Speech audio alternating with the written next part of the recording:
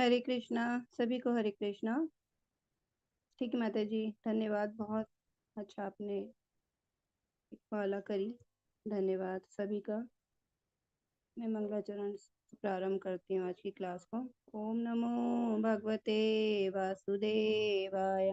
ओम नमो भगवते वासुदेवाय। ओम नमो भगवते वासुदेवाय। ॐ अज्ञानतिमिरान्धस्य ज्ञानञ्जनशलाकया चक्षुरुन्मिलितं येन तस्मै श्रीगुरुवे नमः। श्रीचैतन्यमनोभीष्टं स्थापितं येन भूतले स्वयं रूपा कदा मह्यं ददाति स्वपदान्तिकं।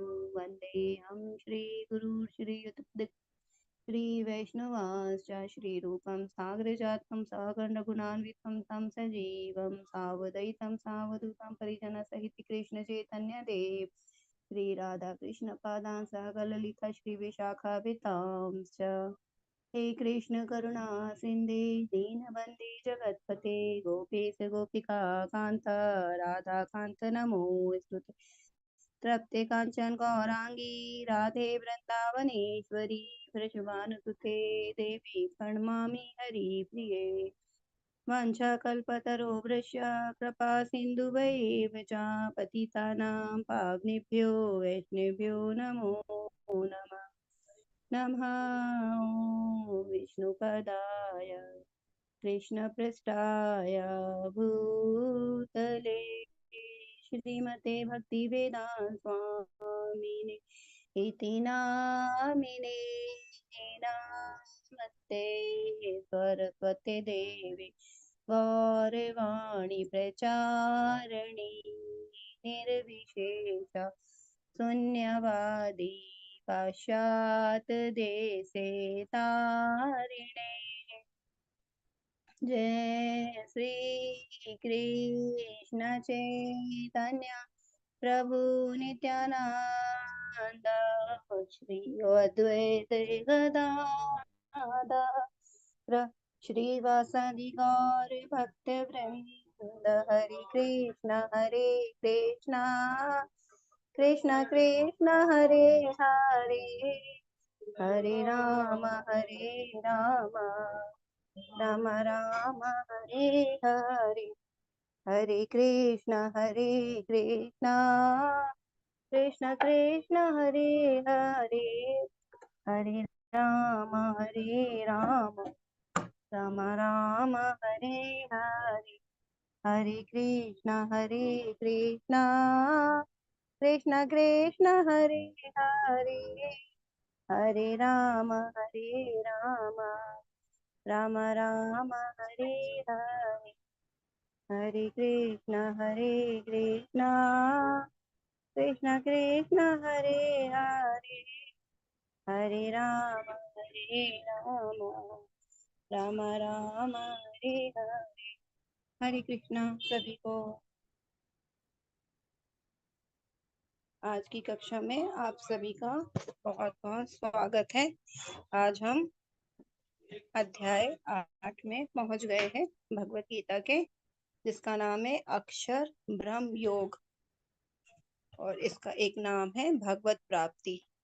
तो ये बहुत ही सुंदर अध्याय है जिसका नाम है भगवत प्राप्ति। अभी हम भगवत गीता पढ़ रहे हैं और अगर सार के रूप में भगवत गीता का देखेंगे तो हमें सार हमारे पास यही है कि हमें भगवत की प्राप्ति करनी है। तो अब भगवान की कैसे हम प्राप्ति कर सकते हैं इस अध्याय में बताया जाएगा। मैं सबसे पहले सभी अपने शिक्षा गुरु सभी को सादर प्रणाम करती हूँ। और जो हमारे ऑनलाइन इस राधा गोविंद मंदिर के जो अध्यक्ष नाम निष्ठा प्रभु जी, उनको भी मैं प्रणाम करती हूँ। राधा गोविंद क्यों की जय। जय राधा गोविंद जी। आज हम 8वां अध्याय प्रारंभ करते हैं भगवत प्राप्ति। ये बहुत सुंदर अध्याय है जिसमें हम जानेंगे कि भगवान को हम कैसे प्राप्त कर सकते हैं। तो पहले हम जान लेते हैं आज 7वें अध्याय में हमने क्या देखा था। 7वें अध्याय में हमने देखा था कृष्ण के बारे में, ज्ञान की महिमा ना, भगवान ने ज्ञान विज्ञान पे बताया तो हमने भगवान के बारे में जाना। फिर भगवान कृष्ण की ऊर्जाओं का ज्ञान, तो हमने भगवान की शक्तियों के बारे में जाना था, अपरा शक्ति और पराशक्ति। कैसे भगवान की अपरा शक्ति भौतिक प्रकृति है और परा प्रकृति जीवात्माएं हैं। फिर हमने देखा था वो 7वें अध्याय में भगवान कृष्ण को समर्पण, तो कौन 4 प्रकार के लोग हैं जो कृष्ण को समर्पण करते हैं, और कौन 4 प्रकार के दुर्भाग्यहीन लोग हैं जो भगवान की शरण में नहीं जाते, और कौन भाग्यशाली लोग हैं, भाग्यवान लोग हैं जो भगवान की शरण में जाते हैं। और हमने देखा था और कुछ उसके अलावा ऐसे भी लोग हैं जो भगवान की अप्रत्यक्ष रूप से भक्ति करते हैं, जैसे वो देवताओं के पास जाते हैं और निराकार ब्रह्म को की पूजा करते, वो भगवान के परम रूप को नहीं जानते। तो हमने ये 7वें अध्याय में देखा था। अब आज हम 8वें अध्याय में जानते हैं। अब यहाँ पे अर्जुन के प्रश्न आते हैं। अर्जुन ने भगवान से कुछ प्रश्न पूछे थे। जैसे 7वां अध्याय हमने आखिरी वाला, जब 7वें अध्याय का आखिरी श्लोक पढ़ा था, उसमें भगवान ने अर्जुन को आत्मा और देवता के बारे में बताया था। तो अब यहाँ पे इसीलिए यहाँ पे अर्जुन के प्रश्न आ रहे, और ये वाला जो अध्याय वो अर्जुन के प्रश्नों से प्रारंभ होता है। इसमें अर्जुन ने 8 प्रश्न किए थे, तो जिसमें भगवान जो 7 प्रश्न है उसका उत्तर तो जल्दी जल्दी देते हैं, लेकिन उनका एक जो प्रश्न था कि अंत समय में मनुष्य कैसे भगवान का स्मरण कर सकता है, तो इस प्रश्न के लिए ये हम जो आज का अध्याय ये पूरा समर्पित है। इस उत्तर को ही भगवान ने पूरे ही अध्याय में इस प्रश्न का उत्तर दिया है। क्यों? क्योंकि ये सभी हम जीवों के लिए बहुत ही महत्वपूर्ण है, ये जानना कि हम अगर अंतिम समय में हम भगवान को कैसे याद कर सकते हैं। इसलिए भगवान ने इस अध्याय में इस प्रश्न का, अर्जुन के इस प्रश्न का बहुत ही विस्तार से उत्तर दिया। तो आज हम प्रारंभ करते हैं। अर्जुन उवाच किं तद्ब्रह्म किम् अध्यात्म किं कर्म पुरुषोत्तम अधिभूतं च किं प्रोक्तम आदिदेवं किमुच्यते। अर्जुन ने कहा, हे भगवान, हे पुरुषोत्तम, ब्रह्म क्या है, आत्मा क्या है, सकाम कर्म क्या है, ये भौतिक जगत क्या है, तथा देवता क्या है, कृपा करके ये सब मुझे बताएं। इस प्रकार इस वाले श्लोक में अर्जुन ने 5 प्रश्न पूछ लिए। ब्रह्म क्या है, आत्मा क्या है, सकाम कर्म क्या है, भौतिक जगत क्या है, तथा देवता क्या है। इस प्रकार अर्जुन ने 5 प्रश्न पूछे भगवान से। अब वो दूसरे में भी चलते हैं, फिर भगवान के आंसर में हम समझेंगे भगवान ने क्या कहा। फिर दूसरे श्लोक में अर्जुन भगवान से और 3 प्रश्न करते हैं। मधुसूदन, यज्ञ का स्वामी कौन है और वह शरीर में कैसे रहता है, और मृत्यु के समय भक्ति में लगे रहने वाले आपको कैसे जान पाते हैं। तो यहाँ पे इस प्रकार अर्जुन ने ये प्रश्न पूछे। अब ये प्रश्न आए कहाँ से ना, तो जैसे अभी मैंने बोला कि 7वें अध्याय में ही भगवान ने जो अंतिम श्लोक कहा था, जरा मरण मोक्षाया मामाश्रित्य यतन्ति ये ब्रह्म तद्वेद कृष्णम आध्यात्म कर्म चाखिलम। जो जरा तथा मृत्यु से मुक्ति पाने के लिए यत्नशील रहते हैं, वे बुद्धिमान व्यक्ति मेरी भक्ति की शरण ग्रहण करते हैं, ये वास्तव में ब्रह्म है, क्योंकि वे दिव्य कर्मों के विषय में पूरी तरह से जानते हैं। और आखिरी था श्लोक, साधिभूतम आदिदेवम माम साधि यज्ञम च ये विदुः प्रयाण काले च माम ते विदुर्युक्त चेतसा। जो मुझ परमेश्वर को मेरी पूर्ण चेतना में रहकर मुझे जगत का देवताओं का तथा समस्त यज्ञ विधियों का नियामक जानते हुए अपनी मृत्यु के समय भी मुझ भगवान को जान और समझ सकते हैं। तो इस प्रकार जब भगवान ने देवताओं के बारे में बोला, मृत्यु के समय की बात करी, तो अब ये प्रश्न अर्जुन के मन में आ गए हैं। तो अब भगवान इसका क्या उत्तर देते हैं, ये हम इस वाले श्लोक से जानेंगे। श्री भगवान वाच अक्षरं ब्रह्म परमं स्वभावोऽध्यात्ममुच्यते भूत भावोद्भवो करो विसर्ग कर्म संगिताः। भगवान ने कहा, अविनाशी और दिव्य जीव ब्रह्म कहलाता है और उसका नित्य स्वभाव अध्यात्म या आत्म कहलाता है। जीवों के भौतिक शरीर से संबंधित गतिविधि कर्म या सकाम कर्म कहलाते हैं।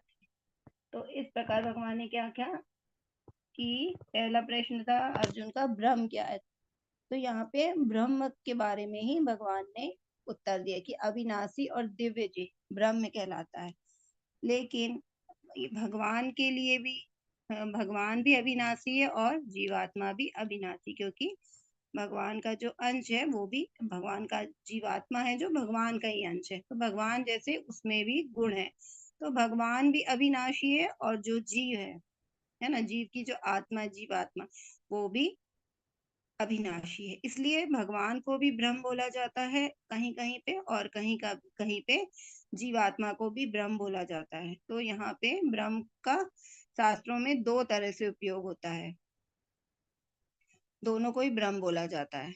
लेकिन यहाँ पे लेकिन हमें कब किस समय जीवात्मा लेना उसका अर्थ, और कब हमें भगवान के अविनाशी के रूप में लेना है, भगवान के रूप में लेना है। तो ये जानने के लिए हमें हमें आचार्यों के पास जाना पड़ेगा कि यहाँ पे कब भगवान ने, कब इस ब्रह्म को भगवान के लिए बोला गया और कब इसको जीवात्मा के लिए बोला गया है।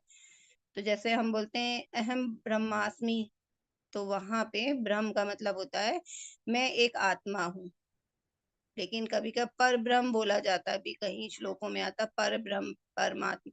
तो भगवान यहाँ पे जहाँ परम ब्रह्म बोला जाता है वो तो भगवान के लिए बोला जाता है, क्योंकि परम ब्रह्म कभी भी जीवात्मा नहीं हो सकती। वहां पे स्पष्ट रूप से दिया रहता है कि वहां पर ब्रह्म लिखा है, मतलब वो भगवान के लिए दिया। तो इस प्रकार हम इसको जानते हैं कि ब्रह्म। लेकिन यहाँ पे जो श्लोक आया है इसमें अक्षरम ब्रह्म लिखा है ना, तो अक्षरम ब्रह्म मतलब भगवान, यहाँ पे जीवात्मा के लिए ब्रह्म का अर्थ आया है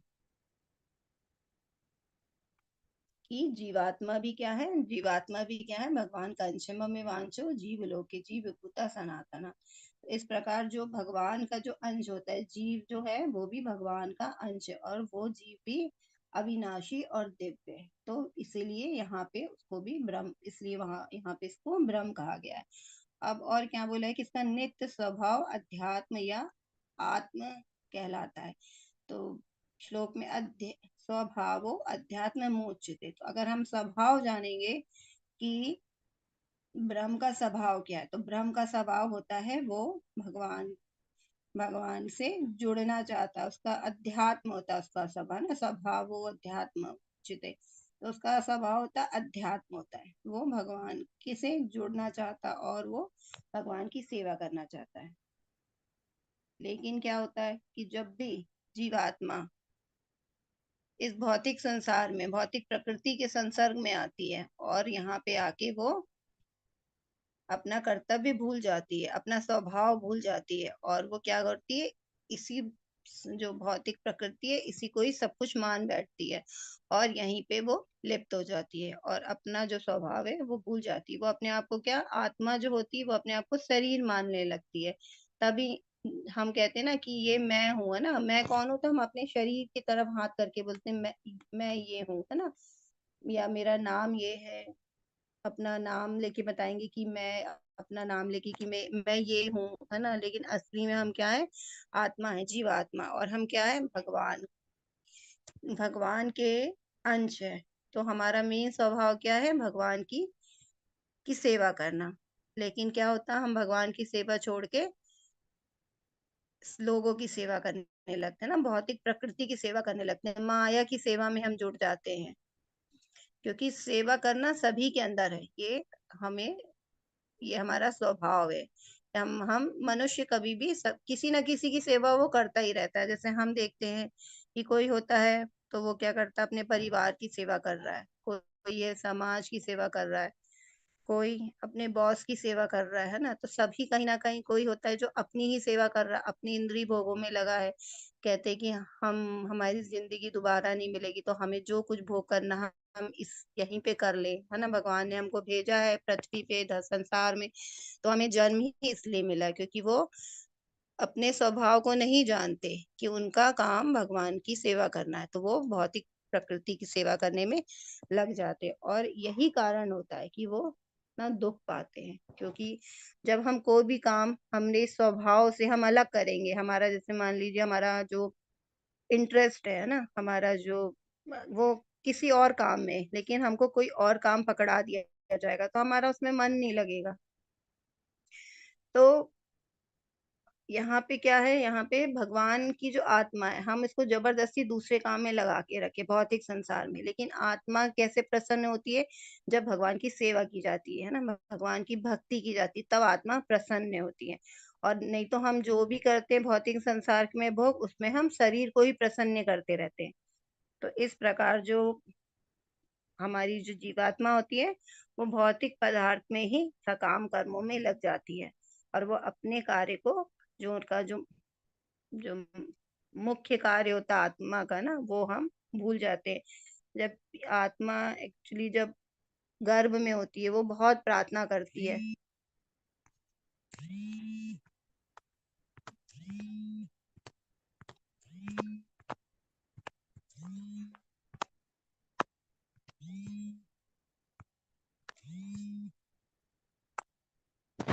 जब आत्मा जब जन्म लेने वाली होती है, तो जब वो गर्भ में होती है, तो वो बहुत ही ज्यादा भगवान से प्रार्थना करती, क्योंकि वो बहुत कष्ट में होती ना। हमें कैसे पता, हम तो सोचते कि हम भौतिक संसार में आए तो हम इसीलिए आए, लेकिन जब आत्मा को जन्म मिलना रहता है, तो जब वो गर्भ में रहती है तो बहुत ही कष्ट में रहती है।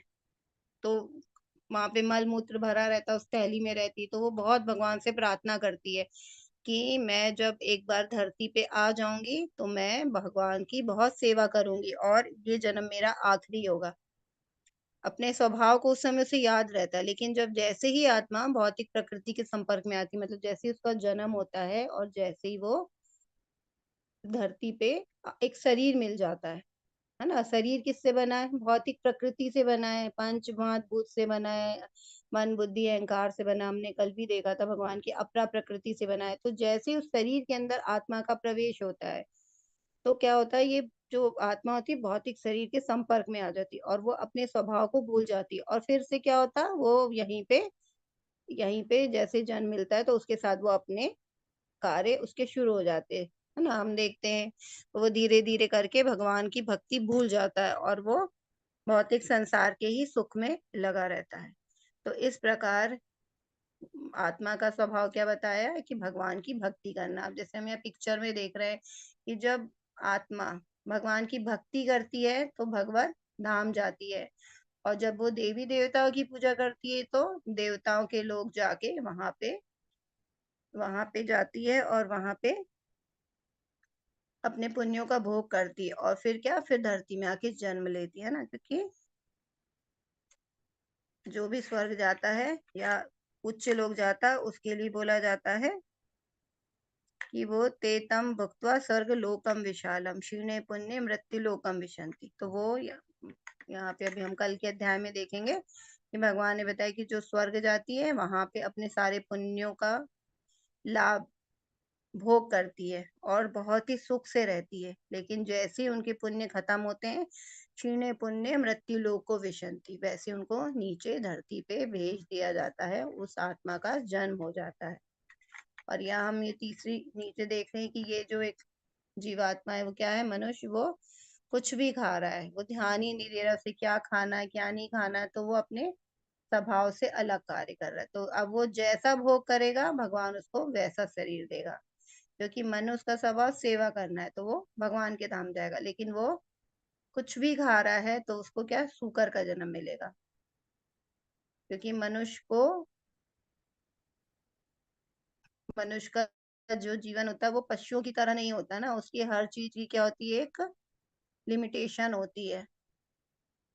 कि उसके शरीर में एक हर चीज की सीमा होती है, कि वो जैसे बहुत ज्यादा वो भोग नहीं कर सकता ना, बहुत ज्यादा खा नहीं सकता, एक लिमिट होती है। लेकिन जानवर तो बहुत सारा भी खा सकते हैं, जैसे, और बहुत ज्यादा सो नहीं सकता, लेकिन जानवर पोलर बियर को देखते हम 6-6 महीने कंटिन्यू सोता है, और बहुत ज्यादा बच्चे पैदा नहीं कर सकता। लेकिन जो जानवर होता है वो एक साथ बहुत सारे बच्चे होते हैं उनके। तो इस प्रकार मनुष्य से ज्यादा सीमा जानवरों की होती है। तो अगर हम जैसे भोग करेंगे, हमें जिस भोग में आसक्ति रहेगी, ज्यादा खाने की आसक्ति होगी, तो भगवान वैसे जानवर की योनि में भेज देगा जिसमें हम बहुत ज्यादा खा सकते हैं।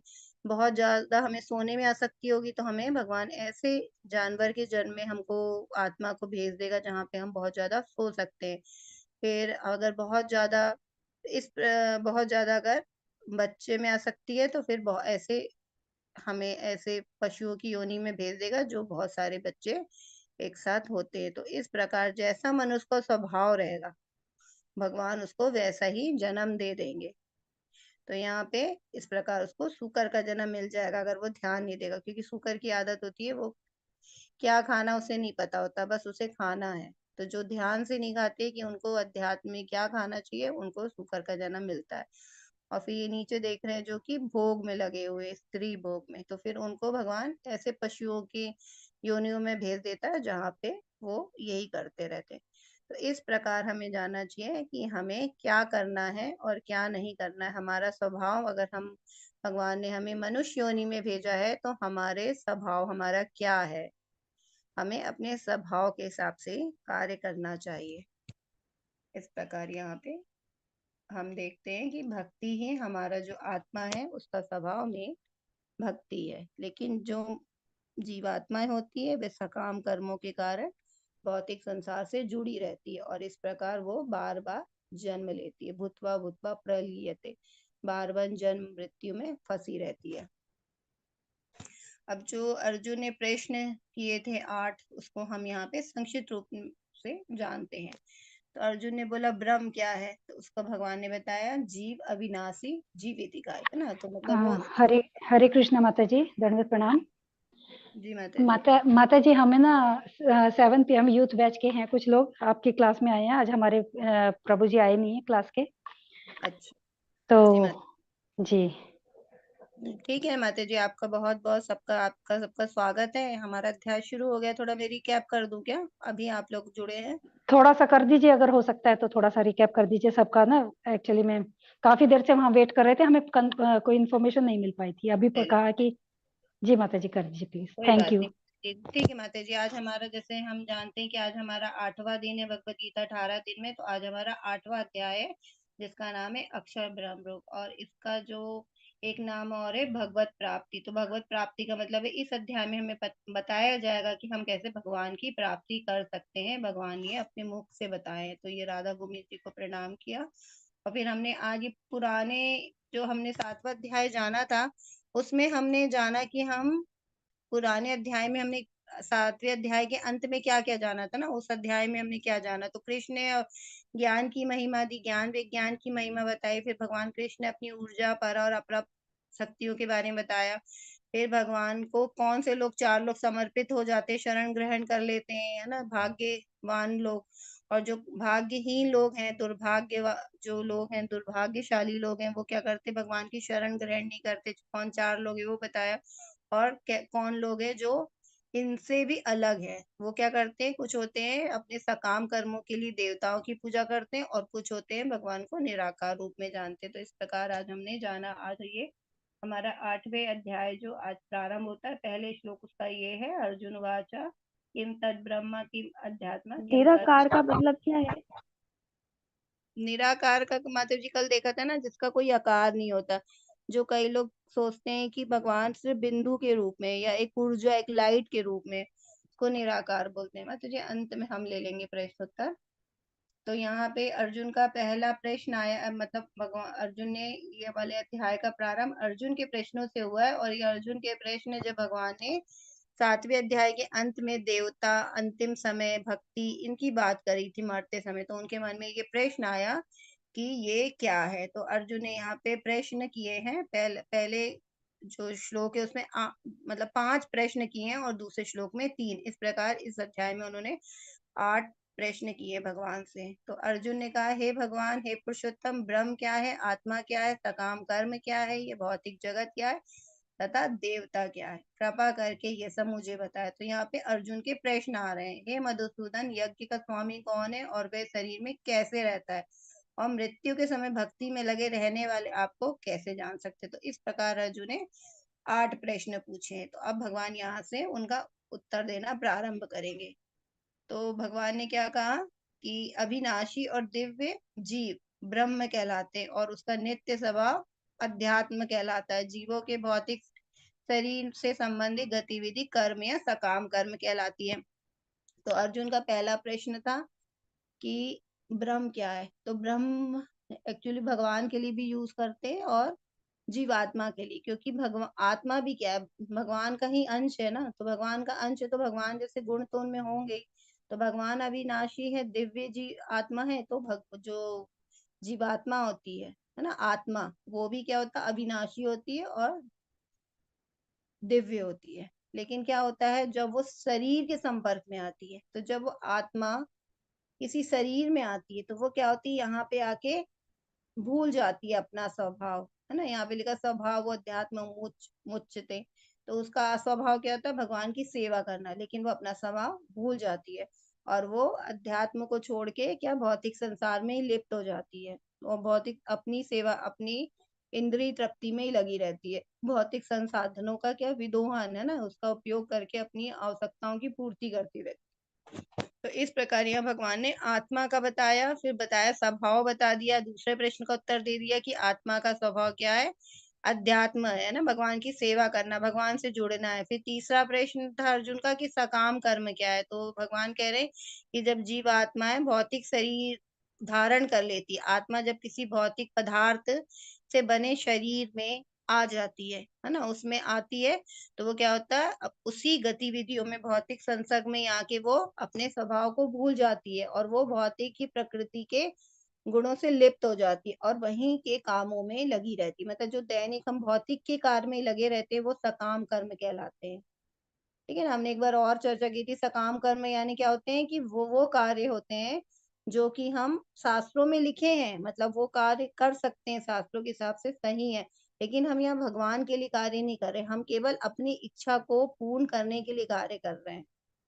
एक कार्य होता है हम भगवान की सिर्फ सेवा कर रहे हैं, उसमें हमारी खुद की स्वयं की कोई इच्छा नहीं है, वो निष्काम कहलाते कि हमारी स्वयं की इच्छा नहीं है उसके अंदर, तो हम वो भगवान की सेवा कर रहे हैं लेकिन हमारी खुद की इच्छा नहीं है। और एक होता है कि वो भगवान को जैसे प्रसाद चढ़ाएंगे और वो अपनी इच्छा रख देंगे कि अगर मेरा ये काम हो गया तो भगवान हम आपको इतना इतना प्रसाद चढ़ा देंगे, तो ये साकाम कर्म कहलाते हैं ना, उसके अंदर से इच्छा है। तो इस प्रकार यहाँ पे अर्जुन के प्रश्नों के भगवान उत्तर दे रहे। तो अब हम ये संक्षिप्त में जानते हैं कि भगवान अर्जुन ने 8 प्रश्न पूछे थे, उसका भगवान ने किस प्रकार से उत्तर दिया। तो ब्रह्म क्या है पहले पूछा, तो बोले जीव अविनाशी का ये भी ब्रह्म है। दूसरा अध्यात्म क्या है, तो बोला जीव की प्रकृति, मतलब जो जीव में स्वभाव होता है ना वही उसका स्वभाव होता है। तो उसका जीव का स्वभाव तो आध्यात्मिक होता है, क्योंकि आत्मा क्या भगवान का ही अंश है, तो वो भगवान के ही कार्यों में प्रसन्न रहती है। लेकिन क्या होता है जब वो शरीर में आ जाती है, किसी शरीर की पदार्थ में वो आ जाती है अंदर, तो वो भगवान की सेवा ना भूल के अपनी इंद्रिय तृप्ति में लगी रहती। तो यहाँ पे इस प्रकार भगवान ने इसका स्वभाव के बारे में, जीव के स्वभाव के बारे में बताया। वे कर्म क्या है, सकाम कर्म है, तो हमने जाना जो अपनी इंद्रिय तृप्ति के लिए होता है, तन की ओर ले जाने वाले कार्य है ना, केवल हम क्या कर रहे हैं, सिर्फ तन के लिए कार्य कर रहे हैं, है ना, अच्छा खा रहे हैं, अच्छा अच्छा पहन रहे हैं, घूम रहे हैं, तो ये सब हम सिर्फ अपनी इच्छाएं इच्छाओं के लिए जो कार्य कर रहे हैं, अपने शरीर को अच्छा रखने के लिए जो कार्य कर रहे हैं वो होता है सकाम कर्म। और अभिभूत क्या है, तो भौतिक प्रकृति जो हमने कल देखा था, भूमि रापो नलो वायु, है ना, भगवान ने बताया मेरी अपरा प्रकृति 8 चीजों से बनी है। तो वो जो 8 चीज है ना, मन बुद्धि अहंकार और पृथ्वी जल वायु अग्नि आकाश, ये सब जो है वो सब भौतिक प्रकृति है, तो वो अधिभूत कहलाती है। फिर आदि देव क्या है, तो विराट प्रकृति जिसमें सभी देव शामिल है ना। तो हम देवी देवता के बारे में जब बात करते हैं तो वो यहाँ पे भगवत गीता में उसको भगवान ने आदि देव कहा है। फिर आदि यज्ञ, आदि यज्ञ ने परमात्मा, परमात्मा क्या हमारे हृदय में रहते हैं ना, सबके सब आत्मा के साथ परमात्मा भी रहते हैं। तो सर्वस्व चाहम हृदय सन्निविष्ट, तो भगवान ने बोला कि मैं परमात्मा के रूप में सब ही आत्मा के हृदय में रहता हूँ ना, सब मनुष्यों के या जीव आत्मा के हृदय में रहता। और क्या रहते भगवान वहां पे, साक्षी रूप में रहते हैं, और हमारे सब कार्यों को वो देख रहे हैं। कभी कभी हमें लगता है ना कि हम कोई कार्य कर रहे हैं, चलो कोई गलत है तो हमको लगता है चलो कोई देख नहीं रहा है, लेकिन भगवान ने यह स्पष्ट कहा है कि मैं साक्षी रूप में हर कार्य को देख रहा हूँ। तो यहाँ पे भगवान ने बताया है। अभी अभी क्या मतलब परमात्मा, फिर परमात्मा कहाँ रहता है, सभी के दिल में है ना, अभी मैंने बताया सबके हृदय में रहते भगवान। फिर मृत्यु के समय कृष्ण को कैसे याद किया जा सकता है, जीवन भर स्मरण करने का अभ्यास करें। तो कल भगवान ने, हमने 6वें अध्याय में देखा ना, अभ्यास तू कौन थे वैराग्य, भगवान ने बोला था अभ्यास तू कौन थे वैराग्य। तो इसमें ये कि अभ्यास करते रहो। तो हमें मृत्यु के समय भगवान कैसे याद आएंगे, ये अर्जुन ने 8 प्रश्न किए थे, तो उसमें सबसे उपयोगी मतलब भगवान ने जो सबका तो आंसर दे दिया, लेकिन अब ये जो 8वां प्रश्न है इसको भगवान बहुत ही विस्तार से बताएंगे, क्योंकि हमारा भगवत गीता का जो पढ़ने का हमारा मेन उद्देश्य है वो हमें यही है कि हम भगवान को कैसे याद रख सकते हैं, हम कैसे भगवान का स्मरण चिंतन कर सकते हैं हमेशा। तो उसके लिए ही ये भगवान जो हमें प्रेजेंट कर रहा है ना, हमारे बिहाफ में जो अर्जुन भगवान से प्रश्न कर रहे हैं, तो हमारे ही लिए पूछ रहे हैं कि हम अंत समय में भगवान को कैसे याद कर सकते। तो इसके विस्तार में अब भगवान ये पूरे अध्याय में भगवान अर्जुन को समझाएंगे। अब चलते हैं, देखते भगवान क्या उत्तर देते हैं। अंत काले च मामेव स्मरण मुक्त्वा कलेवरम यः प्रयाति समद्भावम याति नास्तत्र संशया। जो जीवन के अंत में जो केवल मेरा स्मरण करते हुए शरीर का त्याग करता है, ये तुरंत मेरे स्वभाव को प्राप्त करता है, इसमें रंच मात्र भी संदेह नहीं है।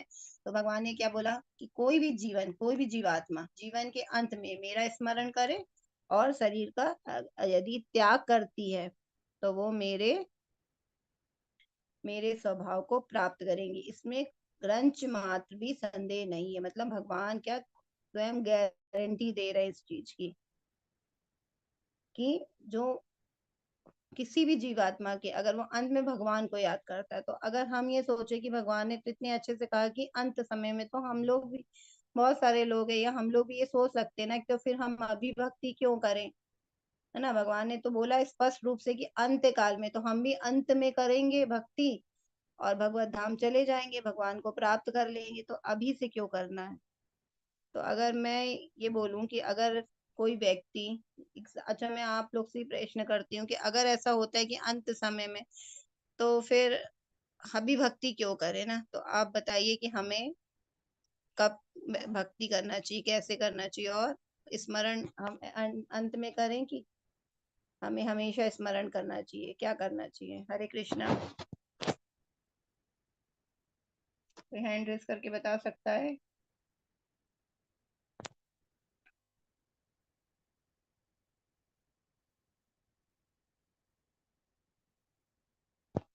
हरे कृष्णा माता जी, अनम्यूट करिए उनको।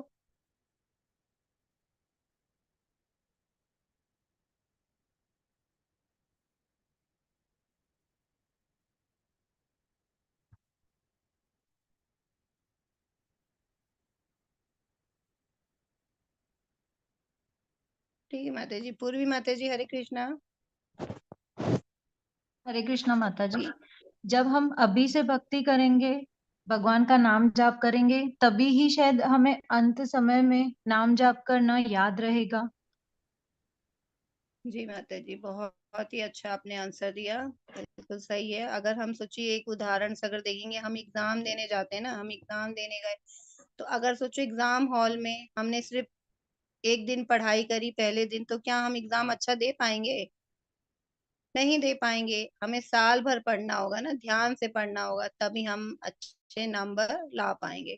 तो इसीलिए हम इसको समझते हैं कि जब हम अपने पूरे जीवन भर भगवान का अभ्यास करेंगे, क्योंकि अंतिम समय सबका बहुत ही मतलब बहुत ही ज्यादा बुरा होता है ना, किसी को नहीं मालूम कि कैसे होगा।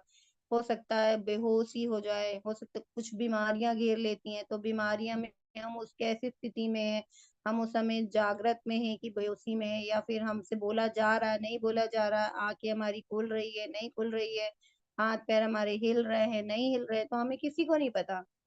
और सबसे अच्छी बात है कि जो हम एग्जाम देने जाते हैं उसका तो हमें डेट पता होती है ना, समय पता होता है कि किस समय हम एग्जाम देना है, तो हम पढ़ लेते हैं। लेकिन यहाँ पे तो हमें पता ही नहीं है कि हमारा फाइनल एग्जाम है ना, मृत्यु हमारा क्या जीवन का फाइनल एग्जाम है।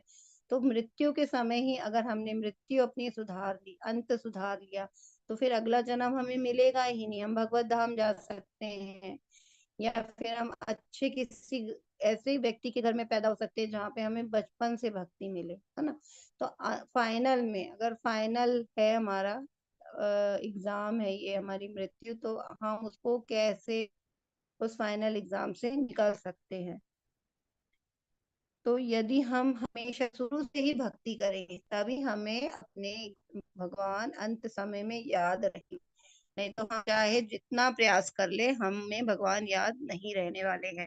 क्योंकि जिसका हम अपने जीवन में सबसे ज्यादा अभ्यास करते हैं, जिसका सबसे ज्यादा हम ध्यान करते हैं, जिन भी चीजों को हम सबसे ज्यादा अपने व्यवहार में रखते हैं, वही चीजें अंत में याद आती है ना, वहाँ फ्लैशबैक चलने लगता है कि हमने पूरे जीवन में क्या किया, ऐसा किया वैसा किया, तो इस प्रकार से हमें वो सब चलता है। तो हम जिसका अभ्यास करेंगे वही हमारे दिमाग में चलेगा, तो हमें किसका, भगवान का अभ्यास करना है, जीवन भर करना है। मान लीजिए कि एक जैसे बुढ़ापे में ना, कई लोग कहते हैं कि भक्ति अभी, हमें अभी क्या भक्ति करना, अभी भक्ति का समय नहीं आया, भक्ति तो बुढ़ापे में करेंगे। लेकिन सोचिए जब बुढ़ापे में आप जाएंगे उस समय आपकी कैसी स्थिति रहेगी, आपको नहीं पता आप भक्ति कर भी पाएंगे कि नहीं कर पाएंगे, जीव आपकी है जो नाम ले पाएगी कि नहीं ले पाएगी, हमें कुछ नहीं मालूम। हमारा कैसा समय होगा आने वाला, भविष्य किसी को नहीं पता, है ना। और मतलब बुढ़ापा या कौन से रोग से हम ग्रसित होंगे हमें कुछ नहीं पता, और हम कह रहे हैं कि बुढ़ापे में भक्ति करेंगे। तब हमारे पैर भी, हाथ पैर भी पता नहीं भगवान के जो धाम जाने के लिए जो तीर्थ यात्रा वो कर पाएंगे नहीं कर पाएंगे, हम भजन गा पाएंगे, जब कर पाएंगे नहीं कर पाएंगे। इसलिए हमें बचपन से ही भक्ति करना चाहिए। क्योंकि हम अगर देखा जाए तो जैसे फूल है, जब हम भगवान के पास लेके जाते हैं तो कैसे ले जाते हैं, एकदम ताजा फूल, है ना। तो सोचिए ताजा फूल चढ़ाते हैं तो कितना अच्छा, बासी फूल तो नहीं ले जाते ना हम भगवान के धाम में चढ़ाने के लिए, भगवान के मंदिर में। तो हम अपने शरीर को जब हम बासी हो जाएगा तो हम अगर चढ़ाएंगे, मतलब बुढ़ापे में जब उसका कोई कुछ उपयोग मतलब कर ही नहीं पा रहे अपने शरीर से कुछ भी, जब हम फिर भगवान को कैसे अपने आप को भगवान के चरणों में रख सकते, क्योंकि अब तो हमसे कुछ बन ही नहीं रहा है। इसलिए हमें जब हम बन में हमारा जब एकदम फूल बस तो है ना, ताजा हो, मतलब हम भी जब भक्त छोटे बच्चे सबसे भक्ति करेंगे तो हम जीवन भर भक्ति कर पाएंगे। और वैसे भी हम देखते हैं ना कि बचपन में जो चीज हमारे अंदर डाल दी जाती है ना, जो नियमों के संस्कारों के माध्यम से, नियमों के माध्यम से, वो हम मतलब बिना कोई बंधन के कर लेते, वो हमारा स्वभाव बन जाती है, आदतें। अब कुछ आदतें होती जो हमारी बचपन में गलत पड़ जाती है, मान लीजिए सुबह से देर उठने की आदतें, है ना, और भी बहुत सारी आदतें हो सकती है। तो अगर हम फिर हम चाहे बाद में कितना भी प्रयास करें, उसको हमें बहुत ही मेहनत करनी होती है उस आदत को सुधारने के लिए।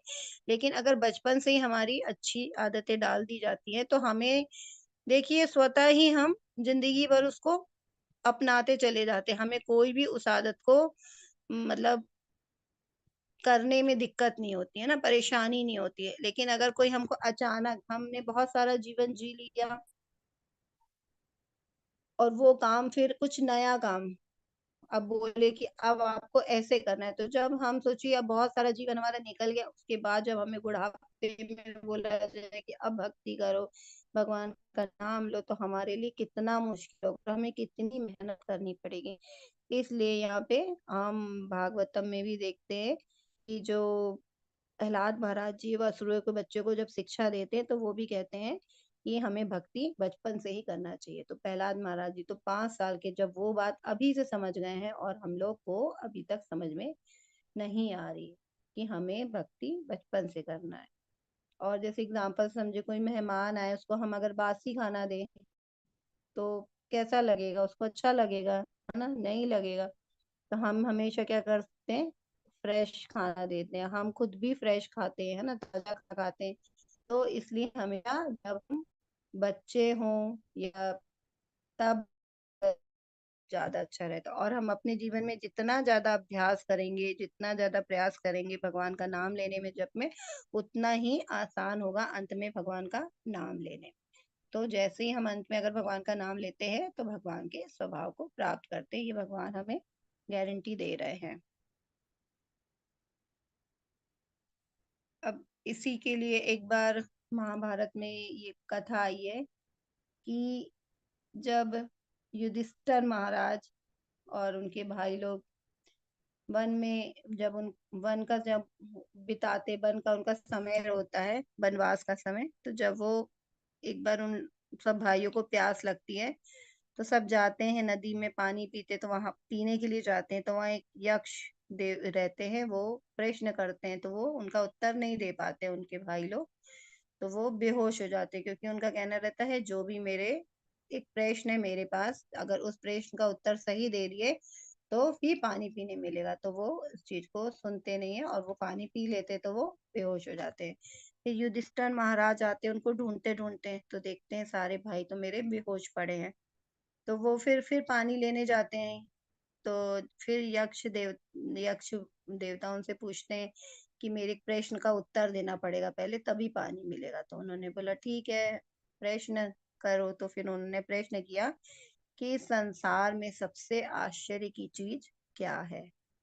तो अब युधिष्ठिर महाराज तो क्या धर्मात्मा थे, धर्म को उन्होंने हमेशा धर्म को ही लेके उन्होंने कार्य किया। तो उन्होंने इस प्रकार फिर उन्होंने उत्तर दिया,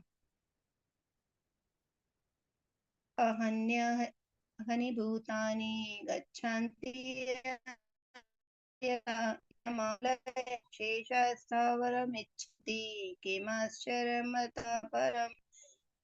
सैकड़ों और हजारों जीव हर पल मर जा रहे हैं, फिर भी एक मूर्खतापूर्ण जीवन जीने वाला खुद को मृत्यु हुई समझता है और मृत्यु के समय तैयार नहीं होता। ये इस दुनिया का आश्चर्यजनक चीज है। तो जब यक्ष ने पूछा कि सबसे दुनिया में आश्चर्यजनक क्या है, तो युधिष्ठिर महाराज ने बहुत ही अच्छे से उस चीज का उत्तर दिया कि जो सैकड़ों लोग हैं वो हर पल क्या मृत्यु के पास जा रहे हैं। जैसे हम देखते हैं कि हमारे रिश्तेदार, है ना, हमारे माता पिता है, वो चले गए, मृत्यु को प्राप्त हो गए। बहुत सारे रिश्तेदारों को देखते हैं, आस आस पड़ोस में देखते हैं कि सब जा रहे हैं, लेकिन फिर भी हमें ऐसा लगता है हम तो कभी जाएंगे ही नहीं। हम कभी इस बारे में सोचते ही नहीं। अगर हम इस बारे में सोचने लग जाएंगे तो हम अपने आप भक्ति करने लगेंगे, क्योंकि हमें मालूम है हमें एक ना एक दिन मरना ही है, लेकिन हम इस बारे में सोचते ही नहीं है। तो यहाँ पे युधिष्ठिर महाराज ने यही बोला कि लोगों को पता है कि सब मरेंगे, सब लोग मर रहे हैं, लेकिन फिर भी मूर्खतापूर्ण वो कैसे सोचते हैं कि वो तो मृत्युहीन है। वो तो अपने आप को क्या समझते हैं कि हमारी तो मृत्यु कभी होगी नहीं। तो वो कभी भी इसलिए तैयार ही नहीं रहते और वो मृत्यु की तैयारी ही नहीं करते। जैसे भगवत गीता हम जानते हैं कि क्या, कई लोग कहते हैं Bhagavad Gita how to live सिखाती है, कैसे जीना, लेकिन यहाँ पे हम आज देख रहे हैं कि भगवान ने हमें कैसे मरना है ना, उसकी भी हमें कैसे तैयारी करना है मृत्यु के समय, उसके भी बारे में बताया। हाउ टू लीव, है ना, संसार में इससे कैसे जाना चाहिए उसके बारे में भी भगवान ने हमें यहाँ पे बताया है। तो हमें अच्छे ध्यान से इस चीज को समझना चाहिए कि हमें अपने जीवन में क्या करना है। अब एक और यहाँ पे हम कहानी देखते हैं, ये भी महाभारत ये भागवतम से ली गई है। तो इसमें भी हम देखते हैं कि भगवान कैसे, भगवान मतलब मनुष्य की चेतना कैसी होती है मरते समय, तो उसको कैसा शरीर प्राप्त होता है। तो यहाँ भरत महाराज की कहानी है जो हमने एक बार और ली थी, तो उसको और हम आगे जानते हैं कि जैसे भरत महाराज जी बहुत ही प्रतापी राजा थे, बहुत ही विद्वान थे, बहुत ही बड़े भक्त थे और बहुत ही ऐश्वर्य से उनकी मतलब राजा थे, ऐश्वर्य युक्त राजा थे, बहुत ही अच्छी वो अपनी जिंदगी जी रहे थे, लेकिन वो भक्त थे। तो उनको भक्ति करते करते ऐसा लगा कि मुझे ये सब छोड़ के भगवान प्राप्त भगवत प्राप्ति के लिए जाना चाहिए, क्योंकि जब तक वो यहाँ पे है अपने ऐश्वर्य को भोग रहे तब तक उन्हें भगवान प्राप्त नहीं होंगे। तो वो जंगल में जाके तपस्या करने के लिए निकल जाते हैं, पूरे अपने परिवार को छोड़ के, जबकि पूरे सब बच्चों वगैरह में जरा भी उन्होंने उस समय मोह उनमें नहीं आया और वो तुरंत छोड़ के भगवान को प्राप्त करने के लिए जंगल में आ गए। और वहां नदी के किनारे वहां रहने लगे। लेकिन वहां पे जब एक बार नदी पूजा के लिए, तो फिर उस समय वहां पे उन्होंने देखा कि एक हिरनी जो गर्भवती थी वहां से जा रही थी, लेकिन उसको वैसे ही शेर की आवाज आती है और वो वहां से नदी पार करने के लिए दौड़ लगाती है। तो उसका जो बच्चा प्रसव होता है वो डर के मारे गिर जाता है और वो नदी में गिर जाता है, और जो हिरनी होती है वो डर के मारे मर जाती है। तो बच्चा जो होता है वो तैरता तैरता भरत महाराज जी के पास आ जाते हैं। तो बच्चे तो सभी के बहुत ही प्यारे होते हैं और हिरण का बच्चा बहुत ही प्यारा। तो उन्होंने, और उस समय उनके मन में ये प्रश्न भी आया कि अब इसको जीवित कैसे रखा जाए, क्योंकि ये नहीं तो माँ के बिना तो मर जाएगा। तो वो उसको हिरनी को और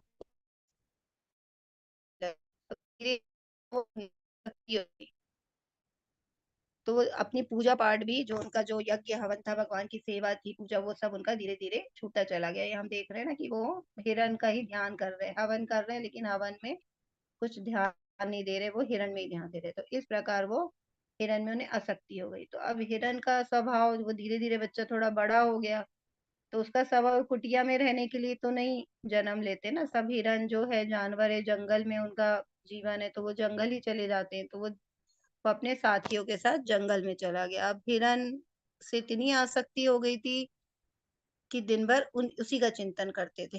तो वो उसको ढूंढने के लिए निकले। तो काफी रात थी, जब हिरण रात को वापस नहीं आया तो ढूंढने निकले, और ढूंढते ढूंढते अंधेरे में क्या एक पहाड़ी से गिर गए नीचे। और जब गिर गए तो वो काफी गंभीर स्थिति में थे, लेकिन फिर भी वो किसका चिंतन कर रहे थे? हिरण का चिंतन कर रहे थे। जैसे हम यहाँ देख रहे हैं ना पिक्चर में, उनके मन में हिरण चल रहा था। तो उनके जैसे ही प्राण निकले, फिर उनको क्या मिला? अगला जन्म हिरण का मिला। तो यहाँ भगवान ने बोला था ना, अंत काले क्षमा में, तो जैसा अंत समय में हमारा भगवान के प्रति स्मरण होता है, वैसी हमें चेतना आगे, शरीर जैसी चेतना होती वैसी हमें आगे शरीर मिलता है। तो इस श्लोक से और हम जानते हैं और स्पष्ट हो जाएगा। यम यम वापि स्मरण भावम त्यजत्यन्ते कलेवरम तम तमेवैति कौन्तेय तदा तद्भाव भाविता। हे कुंती पुत्र, शरीर त्यागते समय मनुष्य जिस जिस भाव का स्मरण करता है वह उस भाव को निश्चित रूप से प्राप्त होता है। तो यहाँ पे भगवान ने कह दिए कि जैसे जब शरीर से जब प्राण निकलने लगते हैं, तो उस समय हमारी चेतना में जो हमारी बुद्धि में चलता रहता है, जो हमें याद रहता है, वैसे ही हमें शरीर प्राप्त होता है। तो यहाँ पे भरत महाराज जी को क्या था? हिरण का चिंतन था। तो फिर उनका अगला जन्म क्या हुआ? उनको हिरण का शरीर मिला। लेकिन उन्होंने बहुत भक्ति करी थी, और भक्ति के कारण जब वो हिरण शरीर में आए तो उन्हें लगा कि अरे मुझसे ये भूल हो गई है, क्योंकि वो तो सब कुछ जानते थे कि हमें अंतिम समय भगवान का स्मरण करना है। तो उनको लगा कि ये मुझसे भूल हो गई है और अब मुझे हिरण का शरीर मिल गया, तो अब इससे मुझे कैसे मुक्ति मिलेगी? तो उन्होंने उस वही हिरण, फिर भगवान को याद करते रहे, और फिर थोड़े दिनों बाद उन्होंने हिरण का शरीर त्याग दिया, और फिर उनको उनको मनुष्य का जीवन मिला, मनुष्य का शरीर मिला। अब यहाँ पे सोचो, पशु हैं तो भगवान का स्मरण करके भगवान धाम नहीं गए ना, क्योंकि जो मनुष्य योनि होती है, केवल उस वही एक चांस होता है जिसमें हमें भगवत प्राप्ति होती है ना। जैसे भगवान कह रहे हैं अंतिम समय में जो स्मरण करता है तो मेरे स्वभाव को प्राप्त होता है। लेकिन जब हिरण की मतलब योनि में थे भरत महाराज, तो उनने तो भगवान का स्मरण करते करते अपना देह को त्याग किया, तो वो भगवत धाम नहीं गए। क्योंकि हमने ये पढ़ा है ना कि जो पशु योनि होती है, जो अन्य योनियां होती है, वो क्या होती है? भोग योनि होती है। उसमें मनुष्य कभी मतलब उसमें शरीर छोड़ने पे हमें भगवत धाम, हम भगवान का ध्यान करेंगे तो हमें मनुष्य योनि मिलेगी। लेकिन हम केवल मनुष्य योनि में ही जब अंतिम समय में हम भगवान को ध्यान करेंगे तो हम भगवत धाम जाएंगे। तो यहाँ पे ये स्पष्ट रूप से हमें ये भी पता चल रहा है। और फिर जब भरत महाराज जी उन्होंने जड़ भरत के रूप में तीसरा जन्म लिया। तो इस प्रकार यहाँ पे भगवान जी ने इन श्लोकों को समझाने के लिए, मतलब हमें भागवतम में इतनी सुंदर भरत महाराज के 3 जन्मों की बात बताई गई है, कि इससे हमें पता चलता है कि अंतिम समय में जो जिस भाव में रहता है उसको उसी योनि में शरीर प्राप्त होता है। जैसी उसकी में चेतना होती है, अंतिम समय में वो वैसा ही शरीर को प्राप्त करता है। आगे आगे क्या बताया भगवान ने, इसको जानते हैं। अतः हे अर्जुन, तुम्हें सदैव कृष्ण रूप में मेरा चिंतन करना चाहिए और साथ ही युद्ध करने के कर्तव्य को पूरा करना चाहिए। अपने कर्मों को मुझे समर्पित करके तथा अपने मन एवं बुद्धि को मुझ में स्थिर करके तुम निश्चित रूप से मुझे प्राप्त कर सकोगे। तो यहाँ अर्जुन को कह रहे भगवान कि अब तुम मेरा स्मरण करो, मेरा चिंतन करो, लेकिन तुम युद्ध करो, है ना। भगवान ने कभी भी अपने कर्तव्य से किसी को हटने के लिए नहीं बोला कि तुम सन्यास लो, अपने कर्तव्य को छोड़ के साधु सन्यासी बन जाओ, जैसे हमने और भी अध्याय में जाना था। तो भगवान ने स्पष्ट कहा है। जैसे अब यहाँ पे भरत महाराज हम देख रहे थे, तो भरत महाराज जी क्या वन में गए, लेकिन उनके हृदय शुद्ध नहीं हुआ था। इसलिए हमें संन्यास तब लेना चाहिए किसी व्यक्ति को जब उसका हृदय शुद्ध हो जाए, केवल वो भगवान का स्मरण कर सके। नहीं तो वन में जाके भी भटकने के, पूरी तरह से पतन होने के चांसेस आत्मा का मनुष्यों के बने रहते हैं। इसलिए भगवान हमेशा कहते हैं कि हमें, चाहे हम गृहस्थ हो चाहे हम सन्यासी हो, लेकिन हमारे मन में भगवान का स्मरण होना चाहिए, भगवान का हमें चिंतन होना चाहिए, तभी हम भगवत धाम को जा सकते हैं। तो यहाँ पे आप कह रहे भगवान अर्जुन को कि तुम अपना कर्तव्य पूरा करो, युद्ध करो, और लेकिन तुम क्या मेरा स्मरण करते हुए, क्योंकि स्मरण करते हुए करेंगे तो क्या होगा, भगवान उस अर्जुन को पाप नहीं लगेगा। क्योंकि उनका एक प्रश्न और था ना कि ये पाप हो जाएगा मेरे हाथों से, अगर मैंने युद्ध करूंगा तो ये पाप होगा। तो ये भगवान, जब हम कोई भी कार्य, मतलब हमें गलत कार्य नहीं करना है, वो उनका धर्म था, अर्जुन का क्षत्रिय धर्म था, इसलिए भगवान उनको यहाँ युद्ध लड़ने के लिए कह रहे हैं। अगर हम सोचे कि हम भी यही करें, किसी को मारे, किसी जीवात्मा को मारे, युद्ध करें, नहीं, हमारा युद्ध क्या है, हमारा जो जिस क्षेत्र में है, जैसे विद्यार्थी है उसका युद्ध पढ़ाई है ना।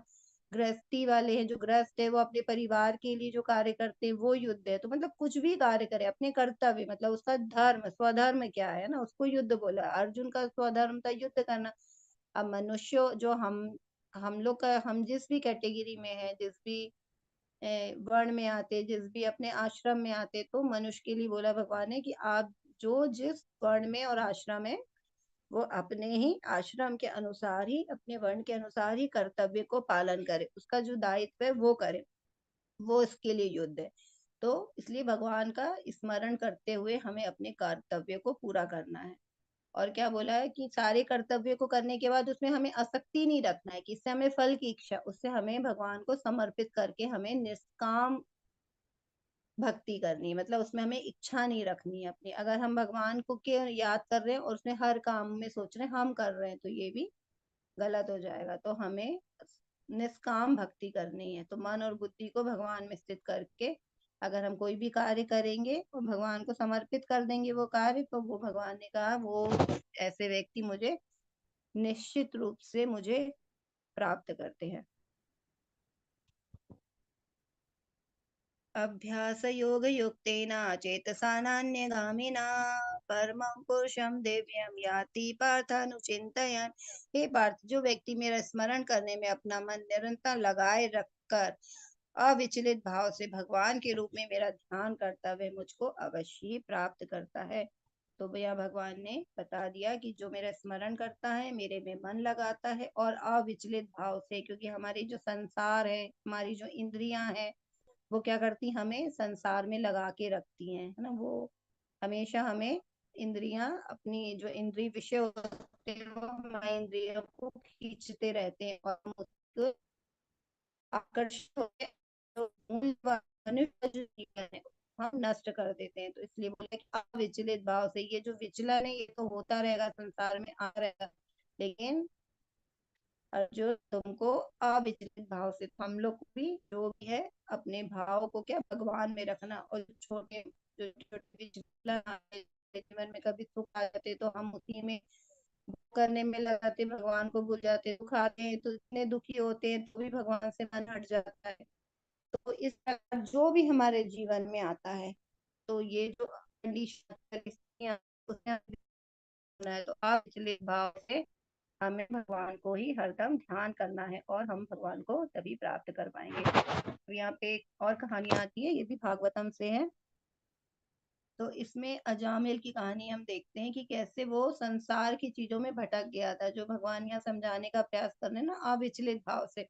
तो एक भक्त भी कैसे कभी कभी क्या होता है कि वो भी संसार, क्योंकि माया बहुत देखा था ना, शक्ति वाली दैवी है, गुणमयी मम माया दुरत्तया।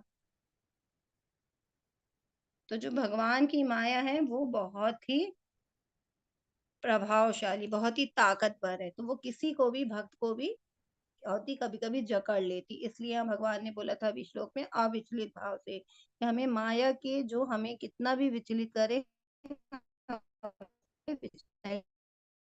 को भगवान में यहाँ हम इस कहानी से ये देखते कि जैसे अजामिल था, वो बहुत ही भगवान का भक्त था और वो भगवान की दिन भर भक्ति में रहता था, और वो ब्राह्मण था ना, और भगवान की भक्ति में लगा रहता था। लेकिन एक बार जब वो भगवान के हवन के लिए लकड़ियां लेने जाता है, तो जब वहां पे वो ऐसा कुछ देख लेता है, तो उसका मन क्या होता है, विचलित हो जाता है। वो एक वहां पे किसी को आलिंगन करते देख लेता है। तो जैसे ही देखता है तो उसके ध्यान दिमाग में वही चलता रहता है। तो अब हमने क्या जाना था दूसरे अध्याय में, ध्याय, तो मतलब अगर हम गलत देखें तो उसका ठीक है, हमारे सामने भी होता है कि अब स्थिति कभी गलत भी आ जाती है, लेकिन हमें उसका ध्यान नहीं करना है, क्योंकि अगर हम जब उसको बार बार सोचते हैं, उसका ध्यान करते हैं, तो हम उसी में फंस जाते हैं ना। ध्याय तो विषयान पुरुषा संगस्ते सुजायते। तो जैसे ही हम जिस चीज का ज्यादा ध्यान करते हैं, उसमें क्या होता है, हमारी आसक्ति हो जाती है ना, हमें उस चीज को प्राप्त करने की इच्छा हमारी प्रबल हो जाती है। तो ऐसे ही जब वो घर आता है, लेकिन वो जो देखा रहता है उसी का चिंतन करते रहता है, और वो जो मतलब जो वैश्या रहती है उसमें उसको वो मोहित हो जाता है और बार बार उसी का चिंतन करता है। तो वो ध्यान करता रहता है। तो फिर जाता है वो उस वैश्या के सामने जाके उससे प्रस्ताव रखता है, तो वो भी तैयार हो जाती है और ये शादी कर लेता है और घर से सबसे लड़ लेता, जबकि ये पहले से ही शादीशुदा रहता है। तो ये अपने सब बीवी बच्चे माता पिता सब इसको छोड़ के चले जाते हैं, क्योंकि कोई भी इस चीज को पसंद नहीं करता। तो वो उसके साथ रहने लगता और उसके ऐसे करके कई बच्चे हो जाते हैं। तो जब सबसे छोटा जो बच्चा होता है उसका नाम वो नारायण रखता है। तो उसको छोटे बच्चे से सभी को बहुत आसक्ति होती, तो इसको भी बहुत ही ज्यादा आसक्ति थी। तो जैसे उसके पूरा जीवन फिर नारायण नारायण करते उसका जीवन बीत जाता है।